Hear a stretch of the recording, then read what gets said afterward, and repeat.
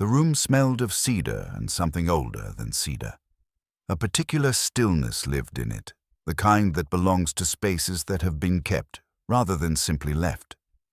Against the far wall, stacked in wooden crates smoothed pale by handling, were bundles of paper tied with ribbon the color of dried roses. Each bundle was the same knot, the same careful tightness, as though someone had tied each one with the same hands, in the same state of mind over many years. There was a photograph pinned above the crates, just one, held with a single tack at its upper corner. It showed a young woman standing in strong sunlight on a street that was not Harwick. She was looking at something to her left, not at the camera, and her expression was one of complete and unfrightened attention. On the back of the photograph, written in ink that had dried to brown, was a name. It was not the name Cora had grown up calling her. Adeline Cross died on a Thursday in February, at 79 years old, in the same bedroom she had slept in for 41 years. The hospice nurse said she went quietly, which was the word everyone used afterward, and which nobody questioned because quiet was simply what Adeline had always been. She had cleaned houses for other people since she was in her mid-20s, not one household, not a rotation of a few. She had cleaned houses every working day for 4 decades in and around Harwick, Alabama, arriving early and leaving before dinner and never discussing what she had seen inside any of them. She was trusted because she was silent. She was hired because she was thorough. She was, in the estimation of everyone who employed her, a good woman who asked for very little and expected even less. Her church knew her as a faithful attendant of the 9 o'clock service. Her neighbors knew her as the woman who kept her porch swept and her curtains straight. Her daughter Philippa knew her as a woman who cooked well, prayed often, and had a way of ending conversations by simply stopping talking, as though she had said everything there was to say and was waiting patiently for the world to catch up. Cora had known her as Grandma, and in Cora's understanding of things, that word contained everything.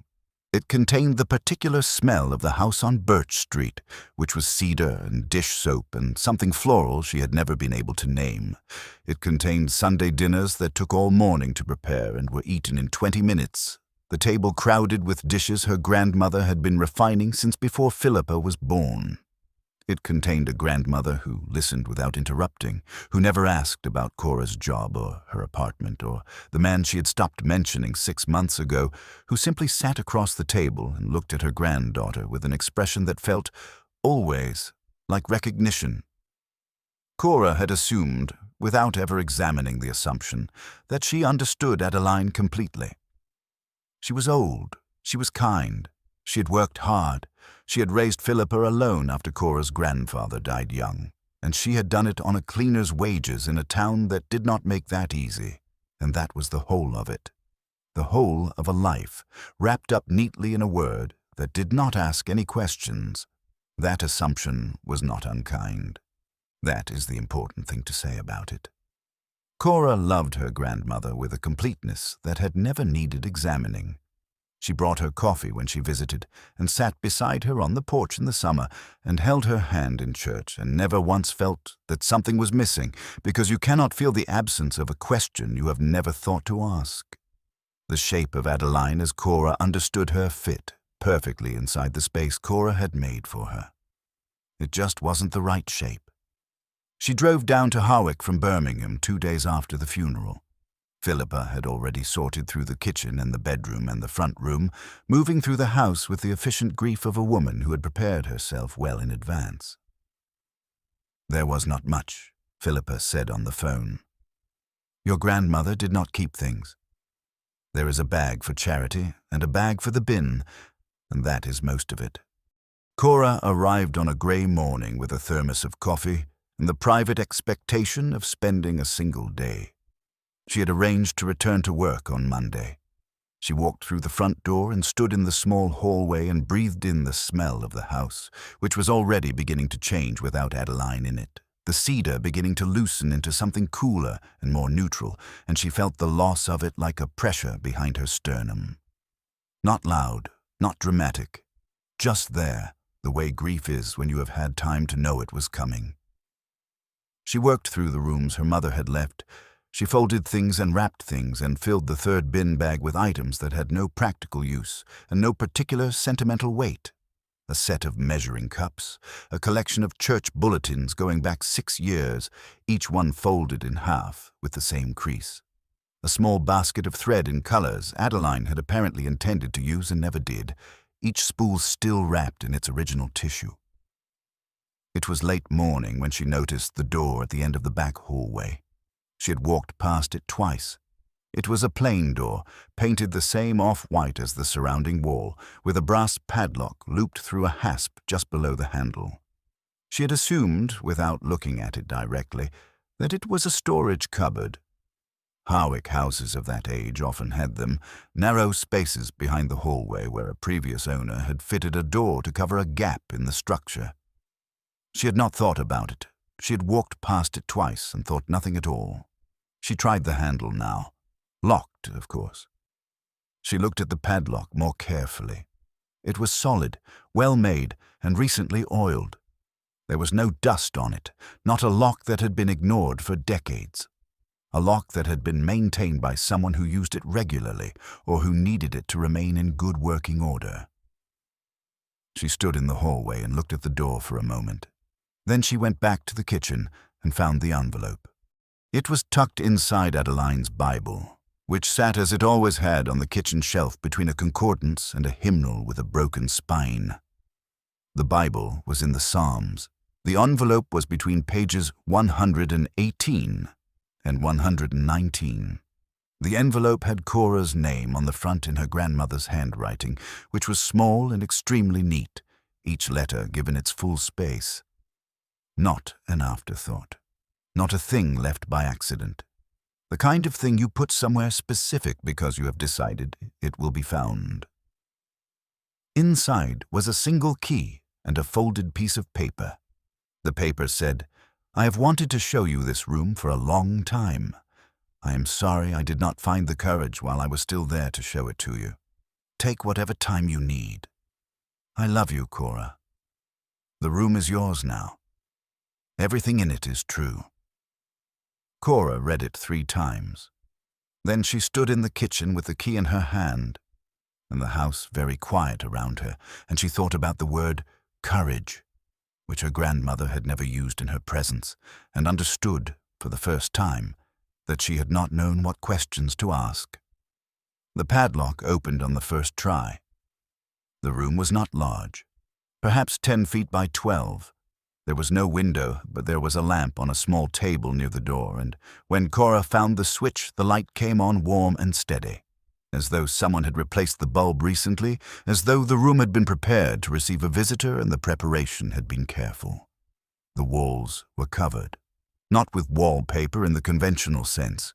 The paper was there, old and yellowed at its seams, but over it and around it, and pinned carefully to it, were photographs. Dozens of them. Perhaps more than 100. Black and white photographs and a smaller number of color ones from a later period, the color ones slightly faded in the way of pictures taken in the 1970s and kept somewhere without direct light. Some were large, the size of a sheet of paper.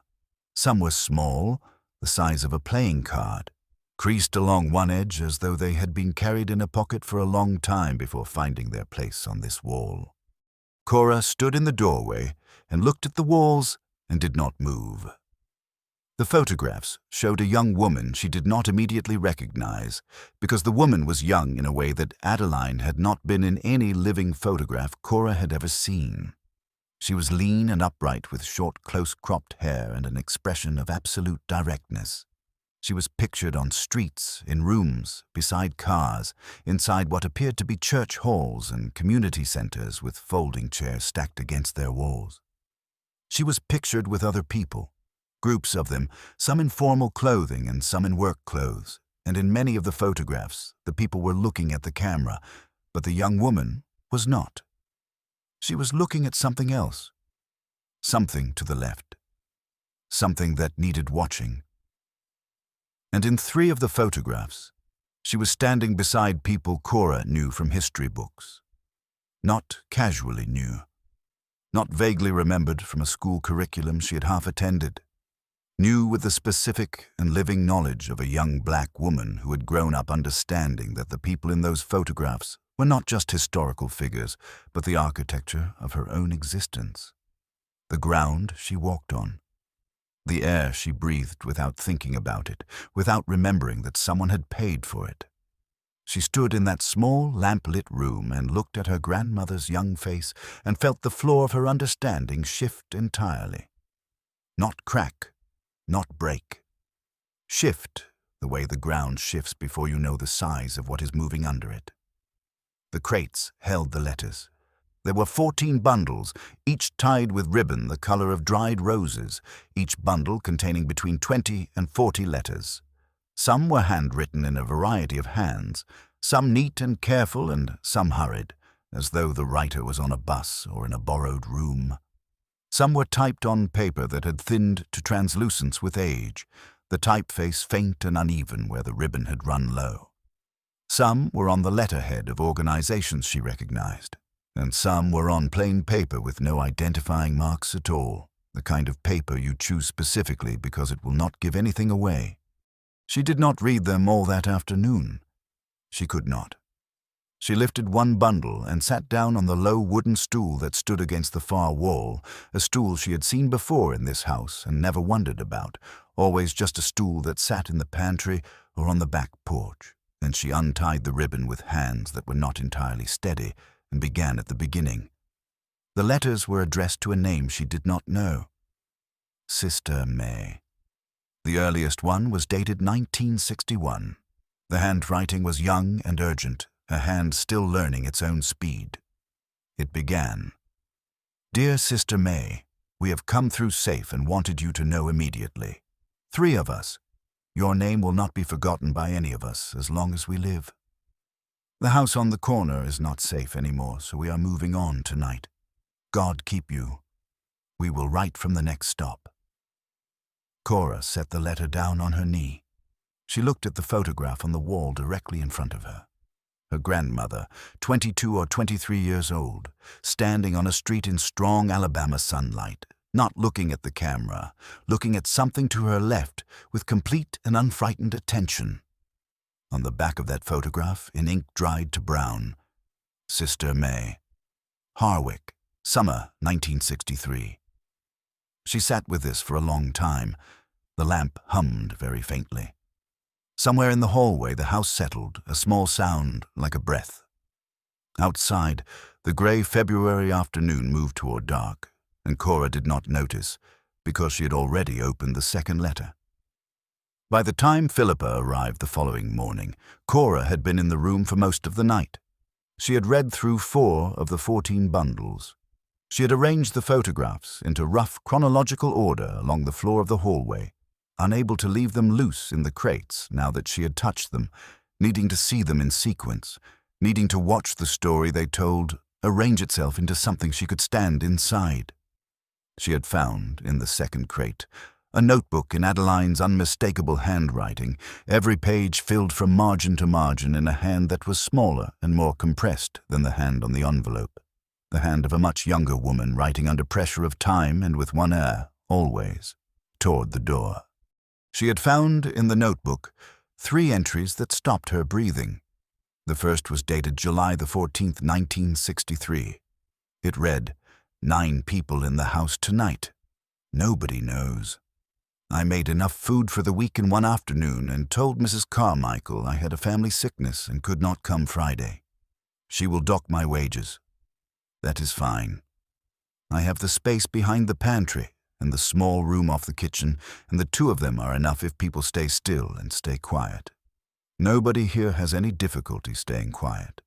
They understand the cost of noise better than I have ever had to. Cora read that last sentence twice. She sat with it in the lamp-lit room and thought about her grandmother, who had cleaned Mrs. Carmichael's house for 30 years without incident. Mrs. Carmichael, who had sent flowers to the funeral and called Philippa twice. Mrs. Carmichael, in whose kitchen her grandmother had worked every Friday for 30 years, and who did not know, and had never known, and would never know. The second entry was 3 days later. It read, "They are through, all 9. I watched the last of them leave before first light, and then I went inside and sat in the kitchen for a long time. I did not pray. I just sat. I did not know what else to do with the size of what had happened in this house." The third was the following week. It read, "They came to ask questions on Tuesday. 2 of them.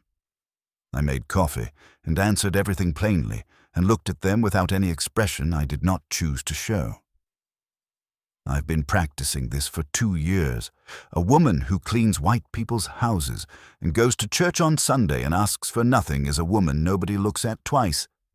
That is not an accident. I chose this. I would choose it again every time." Cora put the notebook down on the floor of the hallway and pressed her hands flat on her knees. She thought about her grandmother sitting at the kitchen table across from 2 men who had come to the door with questions, offering them coffee, wearing the expression she had chosen. She thought about the rehearsal that expression required. 2 years, the notebook said. 2 years of walking through this town, cleaning these houses, attending this church, building the surface of a woman who had nothing to hide so that nobody would ever look beneath it. Philippa came through the front door at 9 in the morning and called out, and Cora answered from the hallway. Philippa rounded the corner and stopped. She looked at the photographs arranged along the floor, stretching the length of the hallway, her mother's young face repeated in image after image. She looked at the open door of the room she had always been told contained cleaning supplies. She looked at her daughter sitting cross-legged in the hallway with a notebook open in her lap, and her face went through several things in rapid succession before it settled into something flat and controlled. She said, "That door was always locked." Cora said, "She left me the key." Philippa said nothing for a long time. She looked at the photographs on the floor. Her eyes moved along them slowly, not rushed, the way you look at something when you need to understand it fully before you are willing to speak about it. Then she turned and walked to the kitchen, and Cora heard the sound of the kettle being filled, which was Philippa's way of doing the only thing she knew how to do when she could not do anything else. If you are listening to this story and finding yourself wanting to hear more of these lives, the ones that were lived fully and quietly and never announced, please subscribe to Old Hands New Life.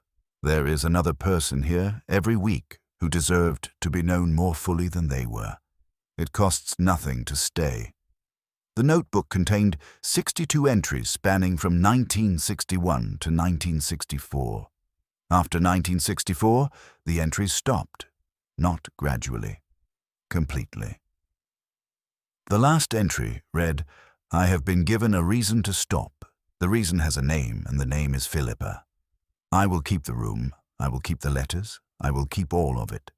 But the work I have been doing is work that belongs to a woman named Sister May, and Sister May is a woman this child cannot afford to have for a mother. Adeline Cross is the name this child will know me by. That is the whole of who I will be from now on." Cora read this entry aloud to her mother that evening, sitting at the kitchen table with the notebook between them and 2 cups of tea that had gone cold. She read it slowly, in her grandmother's voice, which she was only beginning to understand she had never fully heard. Philippa listened without moving. When Cora finished, Philippa was quiet for a long time. The kitchen held the particular silence of a room where something true has just been said, and everyone in it is deciding what to do with it. Then Philippa said, "I found the door when I was 12. I was looking for something, I don't remember what, something I needed for school. She was out. I tried the handle and it was locked, and I knocked on it as though someone might be inside, which makes no sense, but I was 12. She came home and found me in the hallway trying to get the key off her ring, and she told me it was storage, cleaning supplies. I believed her. I was angry at her for keeping me out, and then I forgot I was angry, and then it was just a locked door in the hallway that I never thought about anymore. Not once in 40 years. She pressed her hand flat against the table. She said, I asked her once. I was maybe 30 years old. We were in this kitchen. I asked her why she had never talked about her life before I was born. She said there wasn't much to tell. She said it without any expression at all. She was looking out the window when she said it. I believed that too. I thought she was a woman without a past.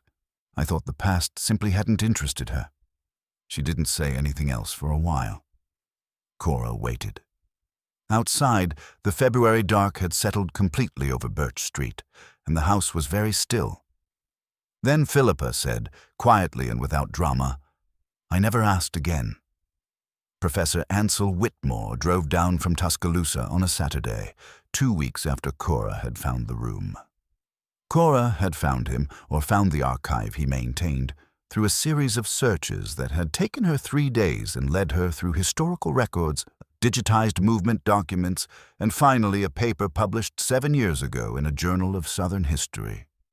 The paper was titled Networks of Silence: Undocumented Support Structures in the Alabama Black Belt, 1960 to 1965. It referenced Sister May of Harwick by name and noted that her real identity remained unknown despite extensive research.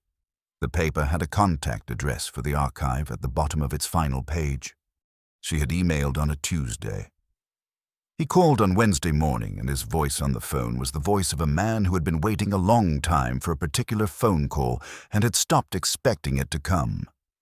He arrived with 2 boxes of documents in a quiet, precise manner, and he sat at Adeline's kitchen table with his folders arranged in front of him, and he looked at Cora across the table with an expression she did not know how to name at first, and then recognized as grief.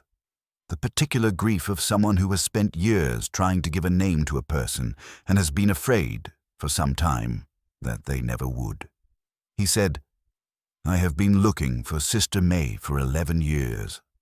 I want you to understand what I mean when I say looking, not as an academic exercise, as an obligation.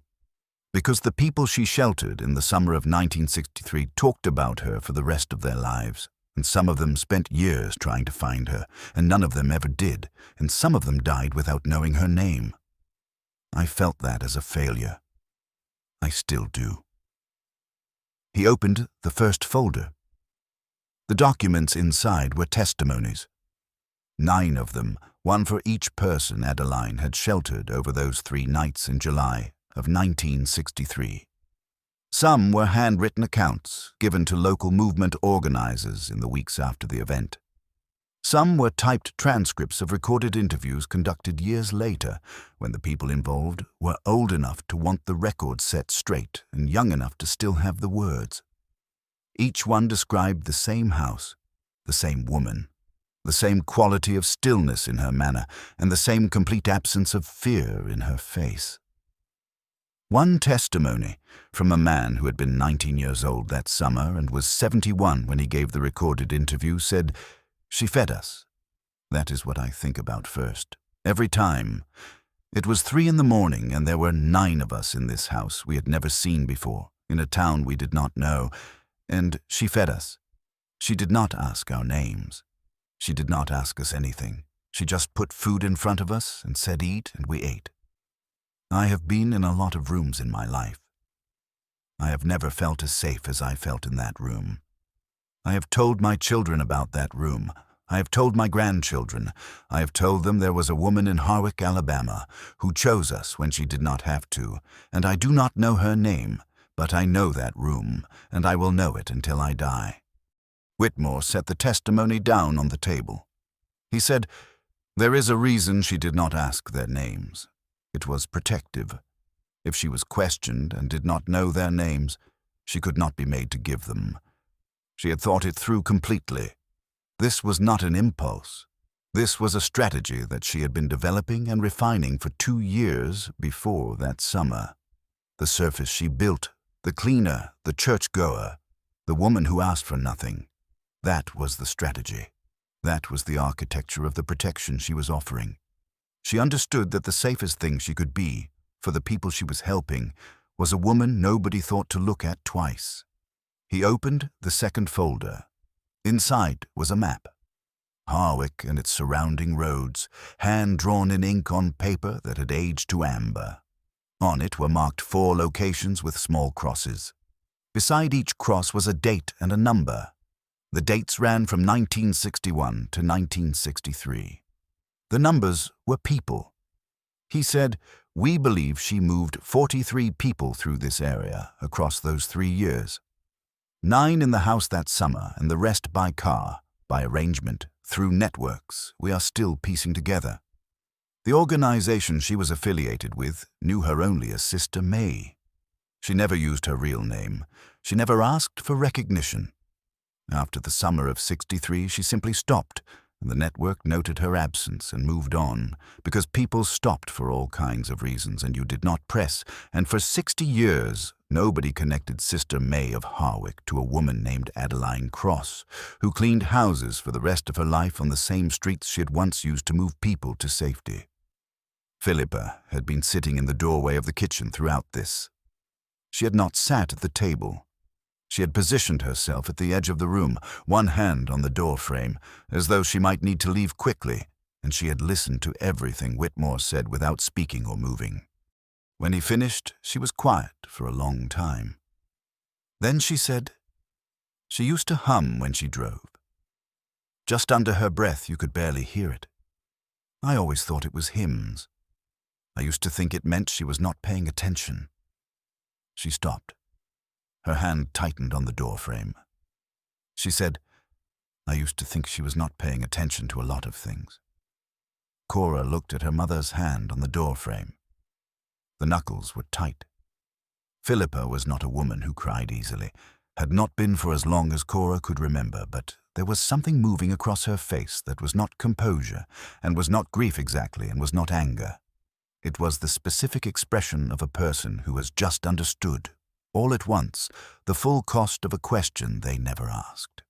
Not the answer to the question, the cost of not asking it. Every year of impatience, every conversation she had ended by deciding her mother had nothing worth saying. Every time she had looked at the woman in the back hallway and seen only a woman who cleaned houses. Whitmore stayed for 3 hours. He left the folders with Cora. At the door he turned and said, she protected people at enormous personal risk, and she did it invisibly, and she kept the silence for 60 years. The people she sheltered are old now. Some are gone. But the ones who are still living will want to know her name. If you are willing, I would like to be the one to tell them. Cora said yes without hesitating. The ribbon from the letters was pale pink, almost white now, faded by decades in a room with no window. Cora had untied every bundle to read the letters and then retied each one because it seemed important to return them to the state in which they had been kept, to honor the care that had gone into keeping them. The knot was simple. A single loop, a tuck, a pull. She did it by feel after the 3rd or 4th bundle, her fingers learning the habit her grandmother's hands had practiced for 60 years without ever being watched. She sat in the small room on the low wooden stool and held one bundle in her lap, its ribbon retied, and looked at the photographs on the wall. Her grandmother was 23 years old in most of them, upright, direct, not looking at the camera, but at something to her left, at the street or the crowd or the road ahead, with the expression of a person who knows exactly where she is going and has made her peace with the cost. She thought about what it meant to choose a name. Not the name you were given, but the name you operated under, the name that stood between the work and the consequences, the name that let you feed 9 people at 3 in the morning and then walk out the next day and mop Mrs. Carmichael's kitchen floor and say, when asked, that there was not much to tell. Sister May had done the dangerous thing. Adeline Cross had survived to do it again and again and again, 43 times across 3 years. The surface was not a lie. The surface was a tool. She had built it herself with intention and skill, and she had used it the way a craftsperson uses an instrument that has been made specifically for the work.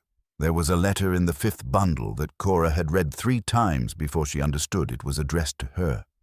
It was the last letter in the bundle, written in the same neat, careful hand as the note in the Bible, But the ink was newer, and the paper had not aged with the rest. Adeline had written it recently, perhaps in the last year, perhaps in the last months, when the hospice visits had begun and she had known, with the quiet certainty of a woman who had never wasted time on pretending, that the room would need to be opened soon. It said, "I cleaned their houses so I could keep mine." The room was mine, and everything in it was mine, and nobody could take it or change it or tell me what it meant. I know that is hard to understand. I need you to try. I spent 3 years being Sister May and 40 years being Adeline Cross, and I was both of them, every single day, and I am not asking you to forgive me for the silence, because I do not believe there is anything to forgive. I'm asking you to look at the room and understand that a woman can love you completely and still belong to herself. That is all. Take the ribbon off the letters. Read every one. They are the truest account of who I was before you knew me. And I'm glad you are finally reading them. Cora read this in the small room with the lamp on, and the door open for the first time, the hallway visible beyond it, the ordinary house beyond that. She sat with it for a long time without moving.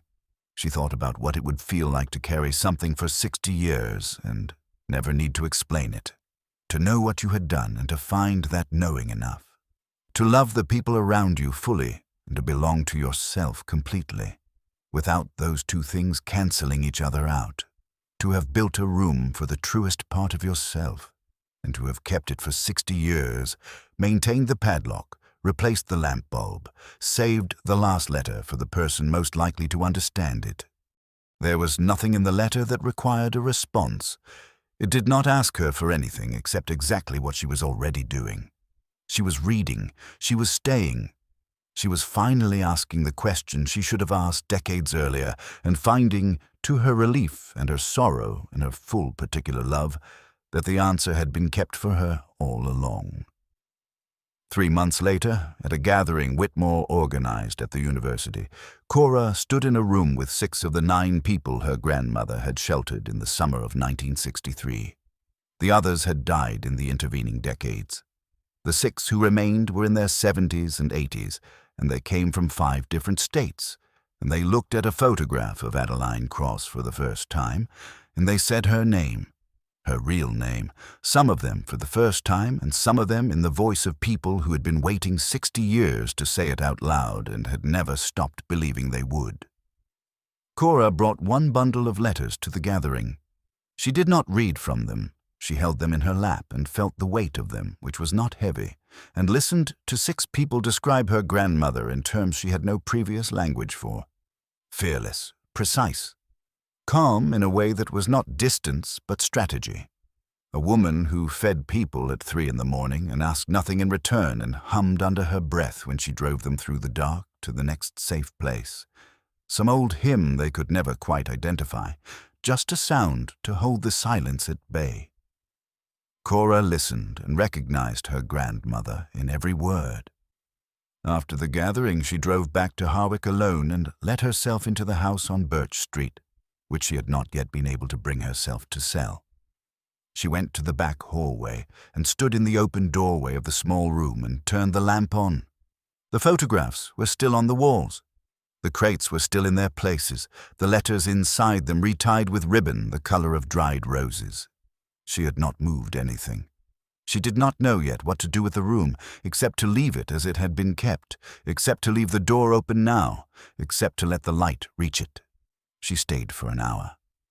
Then she turned off the lamp and walked out and left the door open behind her, and went home.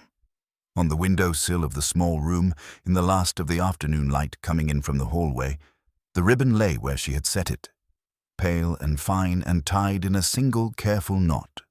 The same knot it had held for 60 years, the same knot a young woman's hands had learned and an old woman's hands had kept, and a granddaughter's hands were only beginning to know.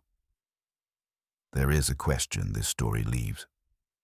Not about Adeline Cross, whose life is now known as fully as it deserves to be known. About the people in your own life, the quiet ones, the ones you think you understand because you have always known them. Have you ever discovered something about a person you thought you knew completely that changed the way you understood them? something they carried privately for years, something you had never thought to ask about. If you have, this is the place to share it. The comments below belong to stories like this one and to the people who finally told them. Old Hands, New Life publishes a new story every week. If this one has stayed with you, please subscribe. Every person in this channel deserves to be known more fully than they were. That is the whole point of being here.